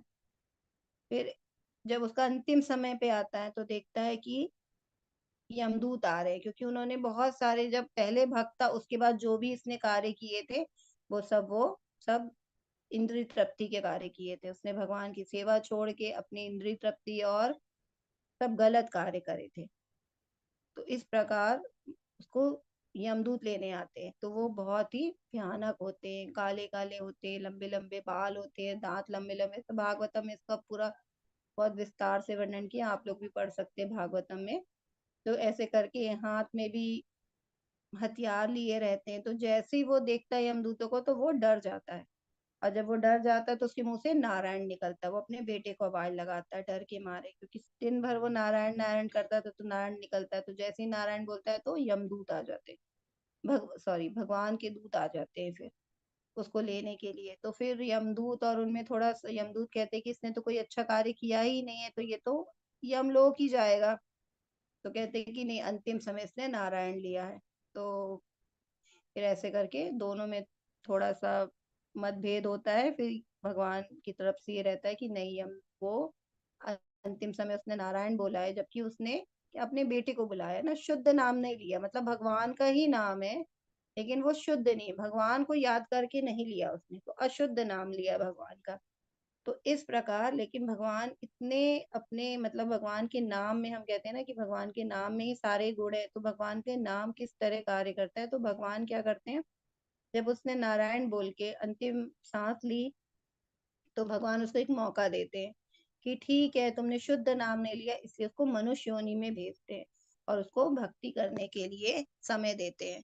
और वो उसको भी गलती का एहसास रहता है कि ये मैंने गलती करी है अपने जीवन में। तो वो पूरे जीवन अपना हरिद्वार में रह के वो बहुत भक्ति करता है, पूरा जीवन वो भक्ति करता है। तो फिर जब उस समय जब उसके प्राण निकलते तो भगवान अपना विमान लेकर आते हैं और उसको अपने विमान में लेके जाते हैं।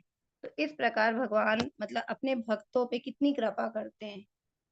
जिसने पाप किया मतलब भक्ति कर रहा था लेकिन पाप किया तो भी भगवान उसको एक मौका देते हैं। तो हमें तो ये भी नहीं मालूम कि हमें मौका मिलेगा कि नहीं मिलेगा, तो इसलिए हम लोग को अभी से जब भी हमें पता चला है तभी हमें अपनी भक्ति में लग जाना चाहिए। क्यों लग जाना चाहिए? कि हमारी जब अंतिम सांस आएगी तो अंतिम समय हमें शुद्ध नाम हमारे मुंह से निकलना चाहिए। बस एक ही नाम चाहिए, लेकिन वो शुद्ध नाम चाहिए भगवान का। अगर हमारे अंत में हमने ये कर लिया तो फिर हमारा भगवान हमें खुद लेने आएंगे। अब हम आगे जाते हैं, ये आगे का श्लोक पढ़ते हैं। मनुष्य को चाहिए कि परम पुरुष का ध्यान सर्वत्र पुरातन निरंतर नियंता लघुत्तम से भी लघुत्तम प्रत्येक के पालन करता समस्त भौतिक बुद्धि से परे अचिंत्य तथा नित्य पुरुष के रूप में करे। ये सूर्य की भांति तेजवान है और इस भौतिक प्रकृति से परे है, दिव्य रूप है। तो भगवान का हमें ध्यान कैसे करना है इसके लिए भगवान बता रहे हैं कि हमें कैसे कर सकते हैं। तो मनुष्य कैसे भी भगवान का ध्यान कर सकता है, क्योंकि भगवान तो बहुत छोटे से छोटे लघुत्तम से लघुत्तम में भी भगवान है। भगवान सबका पालन करने वाले, सब भगवान सब चीज को कंट्रोल करने वाले हैं। भगवान क्या है? इस सृष्टि को बनाते भी हैं, फिर उसका पालन भी करते हैं और फिर संहार भी करते हैं। तो भगवान सब कुछ है और हमारे भौतिक बुद्धि से परे भी है, क्योंकि भगवान क्या है? दिव्य है, अचिंत है और नित्य पुरुष के रूप में, क्योंकि सब कुछ करने वाले भगवान ही है। अब यहाँ पे भगवान को क्या है? सूर्य की भांति तेजवान है।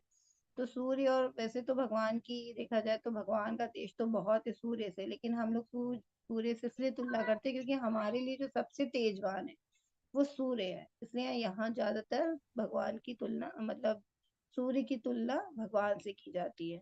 कि भगवान और सूर्य को हम जब भगवान को समझना होता है तो हम सूर्य के उदाहरण से समझते हैं, जबकि सूर्य तो भगवान का ही एक छोटा मतलब भगवान का तेज तो बहुत है, सूर्य में तो बहुत कम तेज है, लेकिन हमारे लिए सबसे तेजवान है। इसलिए यहाँ बोला है ये सूर्य की भांति तेजवान है और इस भौतिक प्रकृति से परे है। क्योंकि भगवान जो प्रकृति के तीनों गुण है उसके अंदर नहीं आते, निर्गुण है भगवान, है ना। इसका मतलब ये नहीं कि भगवान में कोई गुण नहीं है, इसका मतलब है कि भगवान तीनों गुणों के ऊपर है। तीनों गुणों को कभी भी बांध नहीं सकते, है ना। भगवान के नियंत्रण में है तीनों गुण, सत्वगुण रजोगुण तमोगुण। इस प्रकार भगवान कह रहे कि मेरा चिंतन कर सकते हो, और देवता भी भगवान का चिंतन करते हैं। तो फिर हम तो मनुष्य, जैसे ब्रह्मा जी भी स्तुति करते हैं भगवान की, शंकर जी को भी राम राम जपते हैं, तो वो सभी भगवान की स्तुति करते हैं, भगवान का चिंतन करते हैं और भगवान के नाम का जाप करते हैं। अब भगवान किसी को लग सकता है ना कि हम अगर अपनी जिंदगी भर भक्ति करें और हमें भगवान अंत में नहीं याद आए तो हमारा क्या होगा ना। अब हमारे मन में ऐसे प्रश्न उठ सकते हैं, कोई भी कह सकता है कि ऐसा हम क्या करेंगे। तो उसके लिए भगवान ने बताया है, अनन्य चेता सततम यो माम स्मृति नित्य साह तस्याहम सुलभ पार्था नित्य युक्त से योगिन। जो हमेशा मुझे बिना विचलित हुए याद करता है उसके लिए भक्ति सेवा में निरंतर लगे रहने के कारण हे प्रथा पुत्र मुझे प्राप्त करना आसान है। तो जो भक्ति करता है, भगवान का स्मरण करता है, भगवान का चिंतन करता है और विचलित नहीं होता है, वो किसी भी भौतिक भौतिक प्रलोभन से, है ना, विचलित नहीं होता, उसके लिए भगवान को प्राप्त करना बहुत ही आसान है। तो यहाँ भगवान स्पष्ट रूप से बता रहे हैं। आगे भगवान क्या बोलते हैं देखते, मुझे प्राप्त करके महापुरुष जो भक्ति योगी है कभी भी दुखों से पूर्ण इस अनित्य जगत में नहीं लौटते, क्योंकि उन्हें परम सिद्धि प्राप्त हो चुकी होती है। तो हम देखते हैं कि भगवान ने क्या बोला है, संसार को दुखालय बोला है। दुखालय अशाश्वतम, ये शाश्वत भी नहीं है, नित्य भी नहीं है, क्योंकि भौतिक संसार में सब कुछ धीरे धीरे बदलता रहता है। हमने देखा था ना, जैसे हम बचपन में रहता वैसे शरीर हमारा जब हम यूथ रहते हैं ना यंगस्टर नहीं रहता, उसमें नहीं रहता, और फिर जब हमारी और आयु बढ़ती है तो उस समय भी हमारा शरीर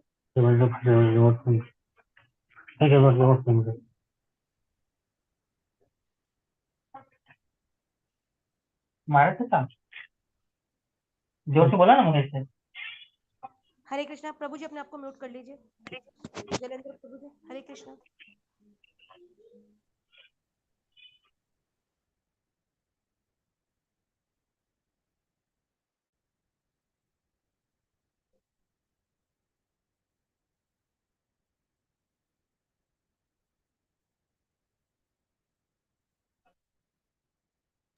हरे कृष्णा। हरे माता कृष्णा। जी, हाँ जी माता माता जी, जी, मैंने आप जी वो बोल रहे हैं माता जी, आप कि देख वॉइस लीजिएगा, थोड़ा सा कम। अगर आवाज हो तो म्यूट कर दीजिएगा। मैंने आपको कोर्स बना हाँ दिया। जी, हाँ जी माता जी।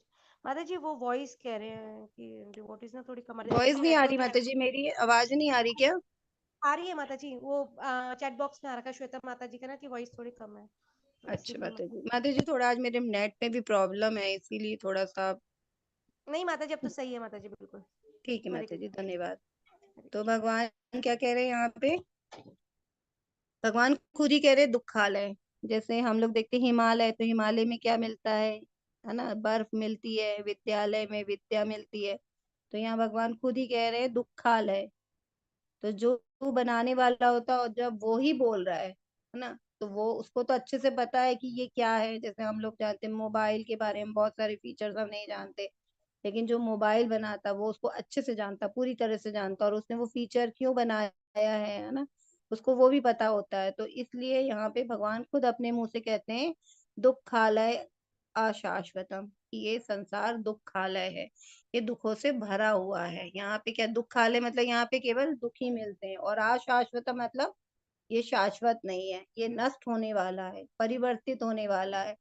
हर समय पे थोड़े थोड़े टाइम पे ये बदल जाता है, तो ये शाश्वत नहीं है। तो इस प्रकार भगवान खुद ही बता रहे हैं, तो हमें इस चीज को समझना चाहिए। मुझे प्राप्त करके महापुरुष जो भक्ति योगी है, केवल दुखों से पूर्ण इस अनित्य जगत में नहीं लौटते। तो भगवान उनके लिए कह रहे हैं कि ये जो दुखालय, अगर दुख में नहीं जीना चाहते हैं, दुख में, क्योंकि हर मनुष्य हम देखेंगे आज सभी दुख में, कुछ ना कुछ दुख से सभी लोग दुखी हैं। तो इसलिए भगवान कह रहे हैं कि अगर दुख में नहीं रहना चाहते हैं तो मुझे प्राप्त करने के लिए प्रयास करो, मुझे भक्ति करो, और मुझे मेरे स्वभाव को प्राप्त करो। और जो मेरे धाम को आ जाएगा वो कभी भी लौट के उस जगत में, इस भौतिक जगत में वापस नहीं जाएगा, क्योंकि उसको परम सिद्धि प्राप्त हो चुकी होती है। तो भगवान ने हमें यहाँ पे हर चीज स्पष्ट रूप से बताई है, बस हमें ही अब भगवान को प्राप्त करने के लिए प्रयास करना है। इसीलिए इस अध्याय का नाम है भगवत प्राप्ति। भगवान ने हर चीज हमें बता दी कि भगवान को हम कैसे प्राप्त कर सकते हैं। आगे देखते हैं, इस जगत में सर्वोच्च लोक से लेकर निम्न तक सारे लोग दुखों के घर है, जहाँ जन्म तथा मरण का चक्कर लगा रहता है। किंतु हे कुंती पुत्र, जो मेरे धाम को प्राप्त कर लेता वह फिर कभी जन्म नहीं लेता।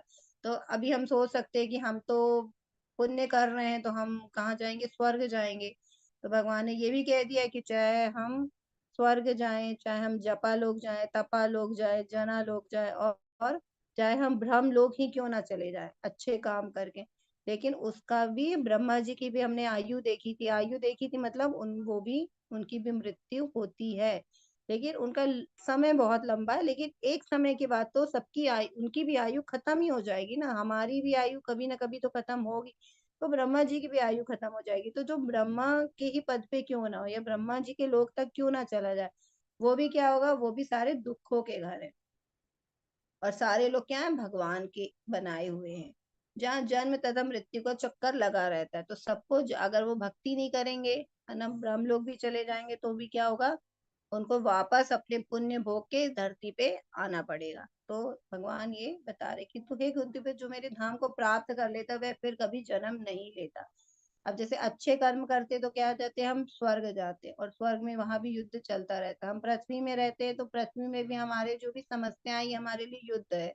ये युद्ध हम कर ही रहे हैं, हर समस्या से हम समाधान ढूंढ रहे हैं, हम कहीं ना कहीं दुखी हैं, तो वो हमारे लिए युद्ध है। और अगर हम नर्क पे चले गए, जो नीचे के लोग हैं, धरती से अधम योनि प्राप्त हो जाती, गलत कार्य करते, विकर्म करते, तो हम नीचे के लोक में चले जाते, तो वहां तो और ही नर्क, तो नाम ही है नर्क, मतलब वहां पे तो जीवन बहुत ही दुखदाई है। तो इस प्रकार यहाँ इस लोक में भगवान बता रहे कि सारे लोग, चाहे तुम ऊपर से नीचे तक 14 लोक होते हैं, किसी भी लोक में चले जाओ, जन्म मृत्यु से पार नहीं हो सकते, जन्म मृत्यु वहां मिलती ही रहेगी। इसलिए हमें कहाँ जाना है? भगवत धाम। अब भगवान का धाम कैसा है, वो भगवान ने अपने धाम की यहाँ पे व्याख्या की है। जैसे हमने ज्यादातर भगवान के धाम को ज्यादा तो लोग नहीं जानते हैं, क्योंकि बहुत ही कम भगवत धाम के बारे में हम पढ़ेंगे या जानेंगे। क्योंकि भगवान के जैसे हम लीलाएं जानते हैं, भगवान की हमने जन्म जहाँ मतलब भगवान आए थे लीला करने वो स्थल जानते हैं, लेकिन भगवान का धाम कैसा इसका वर्णन जल्दी से नहीं मिलेगा। तो भगवान बहुत ही शुद्ध भक्त के लिए यहाँ पे वर्णन किए अपने धाम का। अव्यक्तोऽक्षर इत्युक्त तमाहुः परमागतिम् यं प्राप्य न निवर्तन्ते तद्धाम परमं मम। जिसे वेदांती अप्रकट और अविनाशी बताते हैं, जो परम गत्यंत है, जिसे प्राप्त कर लेने पर कोई वापस नहीं आता, वही मेरा परम धाम है। तो भगवान ने बहुत सुंदर परम धाम का वर्णन किया है कि वहां जो जाता है वहां से वापस नहीं आता। जैसे यहाँ पे हमारा जो भी संसार है दुखों से भरा है, लेकिन वहां पे कोई भी दुख नहीं है, वहां पे आनंद ही आनंद है, क्योंकि भगवान का धाम है। सच्चित आनंद मिलेगा वहां पे, हम शाश्वत रहेंगे, हमें ज्ञान भी मिलेगा वहां पे, हमें आनंद भी मिलेगा, क्योंकि भगवान सच्चित आनंद है। तो वहां पे जाने पे हमें सच्चित आनंद मिलेगा।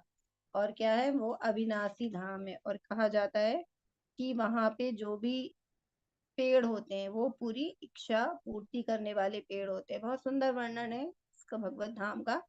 और वहां की जो गाय होती है वो सुरभि गाय होती है। तो कोई एक जैसे यहाँ तो एक सीमा तक ही गाय दूध देती, वहां पे कोई सीमा नहीं है, चाहे जितना दूध प्राप्त मतलब सुरभि गाय से प्राप्त कर सकते हैं। वहां पे भगवान की असंख्य लक्ष्मियां रहती हैं, तो वहां लक्ष्मी की भी कोई कमी नहीं है। चाहे वहां भोग विला मतलब वहां पे बहुत ही ऐश्वर्य है, लेकिन सब कुछ क्या है, भगवान का है, तो वो दिव्य है। और जो भी जाता है वहां पे वो भगवान की सेवा में लगा रहता है, वो भोग विलास में नहीं लगता है। ये बहुत अच्छी बात है कि वो उसका ध्यान कभी भी विचलित नहीं होता, वो भगवान की सेवा में लगा रहता है। तो इस प्रकार भगवान ने अपने धाम का वर्णन किया है। अब जैसे भगवान जब धरा धाम में आते हैं, प्रकट होते हैं, तो वो जैसे मथुरा वृंदावन देखते तो वहां पे भी वैसी ही लीला करते हैं जैसे अपने गोलोक धाम में करते हैं। तो यहाँ पे भी बहुत सुंदर सुंदर लीलाएं करते भगवान। तो हम ये पिक्चर में देख रहे हैं भगवान की इतनी सुंदर सुंदर रूप देख रहे हैं।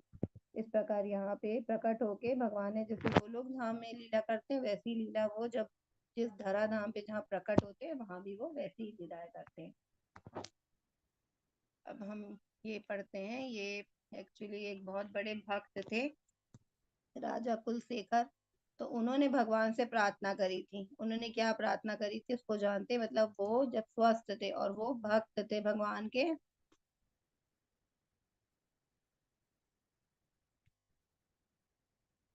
वो भगवान के भक्त थे। तो वो भगवान की,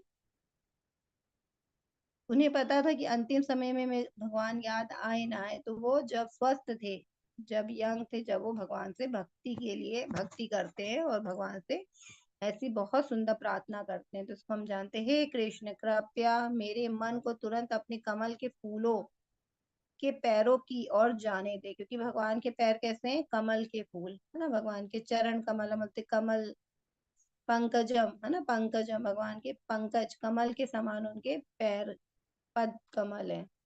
तो पंकज के फूलों के पैरों की ओर जाने दे, जैसे कि राजहंस कमल के फूलों के तने में प्रवेश करता है। जब मेरी अंतिम सांस के समय मेरा गला हवा, पित्त और कफ की क्रिया से संकुचित हो जाता है, तो मैं आपको कैसे याद रख पाऊंगा। तो उनके मन में भी यही प्रश्न आया कि अभी तो मैं स्वस्थ हूँ, तो मेरे को भगवान याद है, मेरे को भक्ति कर रहा हूँ, लेकिन अगर जब मैं मृत्यु का समय आएगा मेरा, तो मेरा कफ, बात और मैं पित्त से मेरा गला जम जाएगा, तो फिर मुझे भगवान कैसे याद आएंगे। तो वो कह रहे जैसे एक राजहंस होता है ना, जो कमल के फूलों का सेवन करता है, नीचे का वो सेवन करता है, और वो जब कुरत्ते कुरत्ते करने लगता है तो वहां पे उसका दम निकल जाता है। तो मतलब वो कमल के फूलों से ही उस समय आसक्त रहता है और कमल के फूलों में ही रहता है। तो कह रहे हैं कि जो आपके जो चरण है वो कमल के फूल है, तो मैं भी चाहता हूँ कि मैं इसी में आसक्त रहूं, और तभी मेरे प्राण मेरे प्राण मैं अंतिम सांस लूं उसी समय, तभी मेरे प्राण निकले जब मैं आपके कमल चरणों का मैं ध्यान कर रहा हूँ। तो इतनी सुंदर प्रार्थना करिए, बहुत सुंदर है, ये भी भागवतम में मिल जाता है। तो हमें भी कैसी ऐसी प्रार्थना करना चाहिए कि भगवान हम अभी तो भक्ति कर पा रहे हैं, तो हम भक्ति करते रहेंगे और ऐसी प्रार्थना करेंगे कि भगवान आपके चरण कमलों की का स्मरण मेरी बुद्धि में हमेशा बना रहे और मैं कभी भी संसार से मोह माया से विचलित ना हूँ। मैं अपने कर्तव्यों का पालन तो मैं अच्छे से करूँ, लेकिन मैं कभी भी उनमें लिप्त ना हो जाऊं। कर्तव्य का पालन करते हुए हमें भौतिक संसार में कभी भी लिप्त नहीं होना। बस हमें ये पता होना चाहिए कि हम इस संसार में आए हैं भगवान द्वारा और भगवान की भक्ति करने के लिए आए, क्योंकि हम मनुष्य तन में आए हैं। तो हमारा मेन उद्देश्य होना चाहिए, क्योंकि ये जो मनुष्य तन होता है ये भगवत प्राप्ति के लिए प्राप्त हमें मिला हुआ है और हम लोग इसको ऐसे ही भोगों में बिताए जा रहे हैं। तो हमें भक्ति करना है, तो ये लक्ष्य हमारे जीवन का होना चाहिए। इस प्रकार और भगवान ने भक्ति के बारे में बहुत सुंदर बात बताई, इसको भी जान लेते। वेदेषु यज्ञेषु तपसु चैव दानेषु यत् पुण्य फलम प्रदिष्टम् अत्येति तत्सर्वमिदं विदित्वा योगी परम स्थानमुपैति चाद्यम्। जो व्यक्ति भक्ति मार्ग स्वीकार करता है वे वेदाध्ययन, तपस्या, दान, दार्शनिक तथा सकाम कर्म करने से प्राप्त होने वाले फलों से वंचित नहीं होता। वे मात्र भक्ति संपन्न करके इन समस्त फलों की प्राप्ति करता और अंत में परम नित्य धाम को प्राप्त होता है। तो यहाँ पे भगवान ने बोल दी जो भक्ति मार्ग हो, क्योंकि हमें लग सकता है कि हम भक्ति की बात कर रहे हैं तो भक्ति मार्ग से भगवान प्राप्ति तो होगी, लेकिन हम और भी जैसे वेदाध्ययन भी कर रहे हैं, तपस्या भी कर रहे हैं, तो इसका लाभ क्या होगा। तो भगवान ने बोला जो भक्ति स्वीकार कर रहे हैं तो वेदाध्ययन करते तो उसका भी हमें लाभ मिल जाएगा, तपस्या कर रहे हैं तो उसका भी लाभ मिल जाएगा, दान करते हैं तो उसका भी लाभ भक्ति से मिल सकता है। और जो भी हम सकाम कर्म है अगर हम उस फलों का त्याग कर दें, मतलब कर्म तो हम कर रहे हैं लेकिन वो फल क्या भगवान को हम समर्पित कर दें सॉरी, जैसे भगवान ने बोला था ना सारे कर्मों के फलों का, हमें कर्मों से आसक्त नहीं होना, हमें कर्मों के फलों को समर्पित करना है भगवान को। तो भगवान को अगर हम सारे कर्मों के फलों को समर्पित कर देते, अगर हमने फलों को अपने स्वीकार ना करके भगवान को दिया, तो वो क्या होगा, हम फलों से हम अपने आप को दूर रख रहे हैं। तो हम उसमें मतलब कर्मों के फलों से हम विचलित नहीं हो रहे। तो इस प्रकार हम जो भी कार्य करेंगे वो हमारा भक्ति बन जाएगा और भक्ति मार्ग हम का जो हम भगवान ने बताया कि हम वो परम धाम को प्राप्त करेंगे। तो इस प्रकार हम भगवान को ही प्राप्त करेंगे और अंत में परम नित्य धाम को प्राप्त करेंगे। ठीक है, तो अगर हम भक्ति मार्ग को स्वीकार कर सकते हैं तो हम भगवान का स्मरण है ना, श्रवण कीर्तन स्मरण कर सकते हैं। और जो भी हम करेंगे अगर वेदांत तपस्या कर रहे हैं, क्योंकि हम ये भी भगवान के लिए कर रहे हैं तो हम ये भी कर सकते हैं, लेकिन उसके फलों को हमें भगवान को समर्पित कर देना। तो ये हमारा भक्ति मार्ग है, तभी हम भगवान को प्राप्त कर सकते हैं। अब प्रभुपाद जी ने इस अध्याय के बारे में क्या बोला है। भगवत कृष्ण भावनामृत की विशेषता यह है कि मनुष्य एक ही झटके में भक्ति करने के कारण मनुष्य जीवन के विभिन्न आश्रमों के अनुष्ठानों को पार कर जाता है। भक्तों की संगति आवश्यक है। तो यहाँ पे हम जो भी करते, वेदाध्ययन बताया गया, तपस्या बताया गया है, तो जो भी हम करते हैं अगर भक्तों की हमें संगति हो जाती है तो हम कभी भी ये करते हुए भगवान मतलब हम संसार से विचलित नहीं होते। क्योंकि भक्तों की संगति से अगर हम बाय चांस गलत मार्ग चले भी गए, हमारा पतन हो गया मतलब होने लगा, हम गलत मार्ग में चलने लगे, तो भक्त आके हमको क्या करेंगे, वहां से हमको ले जाएंगे कि नहीं तुम्हें यहाँ नहीं जाना है, तुम्हें भौतिक संसार में लिप्त नहीं होना, तुम्हें भक्ति करनी है। तो भक्तों के संग में हमारा पतन होने के चांसेस बहुत कम होते हैं। इसलिए यहाँ पे प्रभुपाद जी हमेशा कहते हैं कि कृष्ण भावनामृत में बने रहो, मतलब भगवान की भक्ति करते रहो, कृष्ण की जो स्मरण है हमेशा उसको करते रहो और भक्तों की संगति में बने रहो। और क्या है, जड़ में पानी दो ना, भगवान कृष्ण क्या जड़ है, तो हम जड़ में अगर पानी देंगे तो हमें अलग अलग से पत्तियों को, तने को, फूल को पानी देने की जरूरत नहीं है। तो कृष्ण भगवान ही मूल है। तो हम अगर कृष्ण भगवान की भक्ति करते हैं तो हमें सब कुछ उसी से प्राप्त हो जाएगा, भगवत धाम भी हमें भगवान से प्राप्त हो जाएगा भक्ति से। 7वें से लेके 12वें तक के अध्याय भगवत गीता के सार रूप है। तो अभी हम ये भक्ति योग पढ़ रहे हैं, कल भी हमने जाना था 7वें से 12वें ये 6 अध्याय भक्ति योग है और ये भगवत गीता के सार है। प्रथम 6 अध्याय तथा अंतिम 6 अध्याय इन मध्यवर्ती 6 अध्यायों के लिए आवरण पात्र है ना, ऊपर का जैसे डिब्बे का एक ऊपर होता है ढक्कन और एक नीचे बेस होता है और बीच में बहुमूल चीज रखी होती। तो इस प्रकार ये भक्ति बहुमूल है और ये ऊपर के छेद्य और नीचे के सब आवरण पात्र है। इसकी सुरक्षा भगवान करते हैं। यदि कोई गीता के इन 6 अध्यायों को भक्त की संगति से भली भांति समझ लेता है तो उसका जीवन समस्त तपस्याओं यज्ञों दानों चिंतनों को पार करके महिमा मंडित हो उठेगा, क्योंकि केवल कृष्ण भावनामृत के द्वारा उसे इतने कर्मों का फल प्राप्त हो जाता है। अगर यज्ञ तपस्या कर रहे हैं तो अच्छी बात है, और नहीं कर रहे हैं तो कृष्ण भावनामृत में बने रहें और अपने जो भी कर्म करते हैं भगवान को समर्पित कर दें। इतना ही करने से हमें भगवत प्राप्ति हो जाएगी। जिसे भगवत गीता में तनिक भी श्रद्धा नहीं है उसे किसी भक्त से भगवत गीता समझनी चाहिए, मनोधर्मियों से नहीं। तो यहाँ भगवान ने प्रभुपाद जी ने एक बहुत अच्छी बात बोली कि हमें अगर श्रद्धा नहीं भी है लेकिन हम जब भक्तों के मुंह से सुनते हैं जो शुद्ध भक्त होते हैं तो हमारे अंदर भी धीरे धीरे भक्ति उत्पन्न हो जाती है, हमारा भी अंकुरित हो जाता है भक्ति का भी। तो हमें भक्तों से सुनना चाहिए, शुद्ध भक्तों से।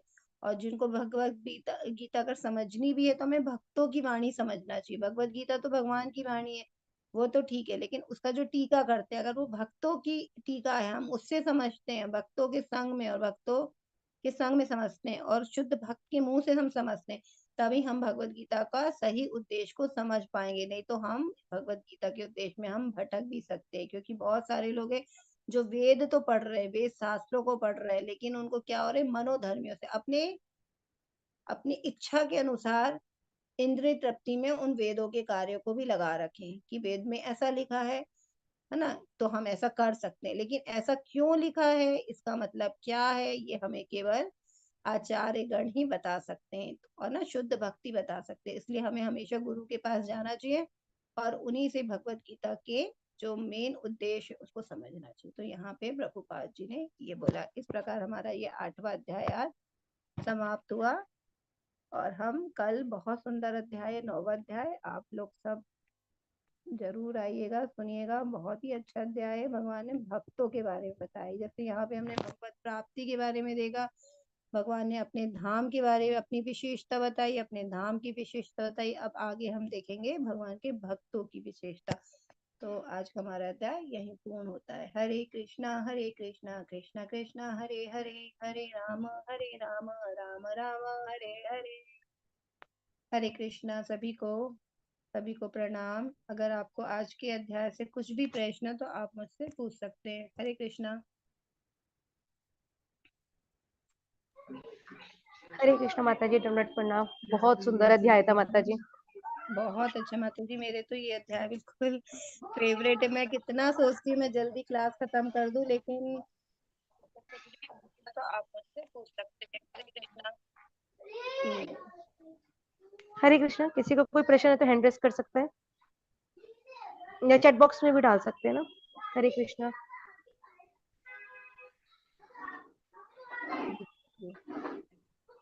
नहीं माता जी, किसी को कोई प्रश्न नहीं। कल नहीं मिलेंगे। माता जी, कोई माता हैंड रेस जी नहीं कर रहा। आप सभी का बहुत बहुत धन्यवाद। सोनिया माता जी धन्यवाद।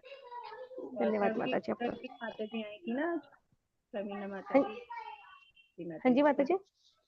प्रवीणा माता जी आई थी ना आज क्लास में अभी।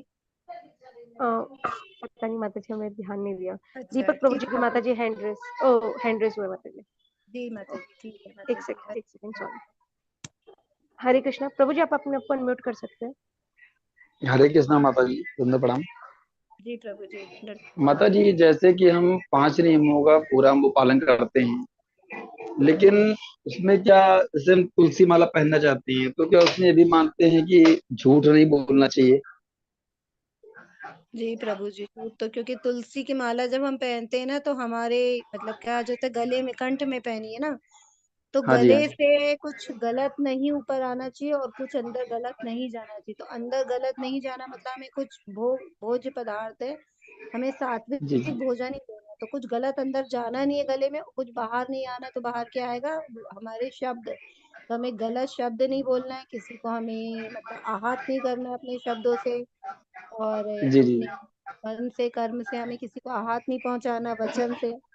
और सत्य ही बोलना है। अभी हम आगे के अध्याय में, भगवत गीता के आगे के अध्याय में जानेंगे कि हमें सत्य ही बोलना है और अच्छा हमें माता जी, जैसे कि हम मान लीजिए कोई सामने वाला कुछ ऐसी बात बोल रहा है और हमको वहां जवाब देना जरूरी है, तो हम अगर वो मतलब जैसे गलत शब्दों में हमसे बात करता है, तो अगर हम नहीं बोलते हैं तो फिर रहता है ना कि क्रोध अंदर बढ़ रहा है लेकिन बोल नहीं पा रहे, क्यों? क्योंकि हमारा बहन नहीं है। तो प्रभु जी, जब हम किसी के अपशब्दों का जब हमारा अंदर से मन करता है और हम बोलते ही नहीं है, तो हमारा जवाब कौन देता है? भगवान देते हैं। क्योंकि हम भगवान क्रोध देते हैं। अगर हम क्रोध में हैं, तो हम गलत शब्दों का उपयोग कर सकते हैं ना।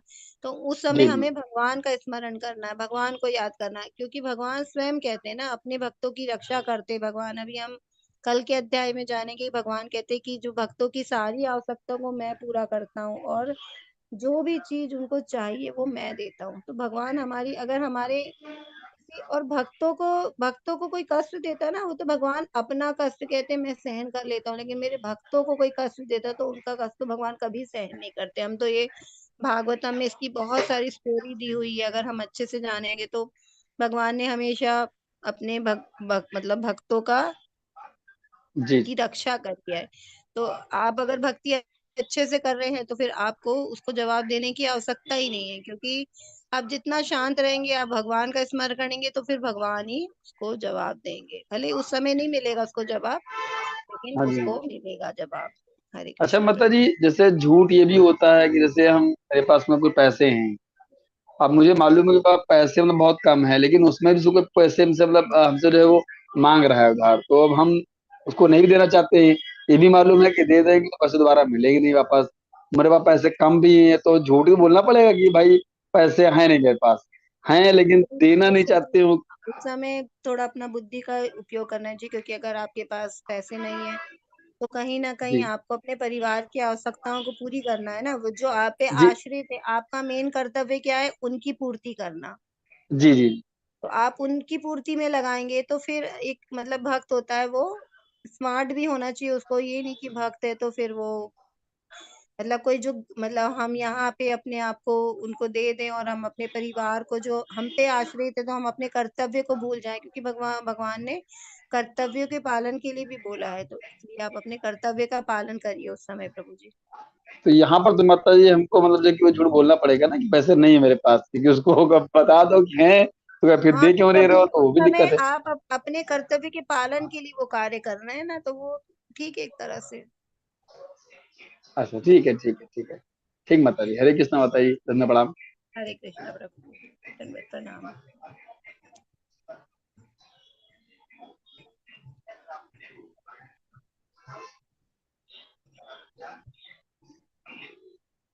हरे कृष्णा माता जी, एक चैट बॉक्स में एक प्रश्न है। माता जी, भागवत भी हमें इस ग्रुप में सिखाइए जाएगी क्या? उसे कोई अन्य ग्रुप है, हमें सुनने की इच्छा है। वो भागवत क्लास के लिए पूछ रहे हैं माता जी। हरे कृष्णा। तो माता जी आपको बता दें, यहाँ पे बहुत सारी चल रही क्लासेस, लेकिन आप पहले भगवत गीता को समझिए माता जी। पहले हमारा जो 18 दिन का कोर्स है भगवत गीता, उसको ध्यान से सुनिए, क्योंकि जब तक आप भगवत गीता के उद्देश्य को नहीं समझ पाएंगे ना, तो भागवत बहुत ही विस्तार रूप से है, तो उसको समझ पाना हमारे लिए थोड़ा मुश्किल होगा। तो इसलिए पहले हम भगवत गीता को जानते हैं, फिर भागवतम को जानते हैं, और फिर हम चेतन चरितमृत को जानते हैं। तो ये क्रम रखा गया है समझने का, क्योंकि अगर पहली का बच्चा है, अगर उसको 10वीं की कोई पढ़ाई दे दे, 5वीं के प्रश्न दे दे, तो वो हल नहीं कर पाएगा ना, उसको समझ में ही नहीं आएगा कि ये क्या दे दिया है। तो इसलिए आप अभी पहले सबसे पहले भगवत गीता को समझिए और बने रहिए हमारे साथ 18 दिन। उसके बाद आप बोलेंगे तो आपको भागवतम के ग्रुप में भी ऐड कर दिया जाएगा। हरे कृष्णा। ठीक है माता जी, धन्यवाद माता जी। हरे कृष्णा। हरे कृष्णा माता जी। हाँ जी, हरे कृष्णा सभी को दंडवत प्रणाम। ठीक है माता जी, कल मिलते हैं फिर 9वें हाँ अध्याय जी के माता साथ। जी। हाँ जी माता। माता जी आपका बहुत बहुत धन्यवाद। सोनिया माता जी, हरे कृष्ण, दंडवत हरे प्रणाम। कृष्णा राखी माता जी। हरे कृष्णा। वाञ्छा कल्पतरुभ्यश्च कृपा सिन्धुभ्यश्च पतितानां पावनेभ्यो वैष्णवेभ्यो नमो नमः। अनंत कोटि वैष्णव वृंद की जय। कृष्ण कृपा मूर्ति श्री प्रभुपाद जी की जय। भगवत गीता की जय। हरे कृष्णा कृष्ण कृष्ण हरे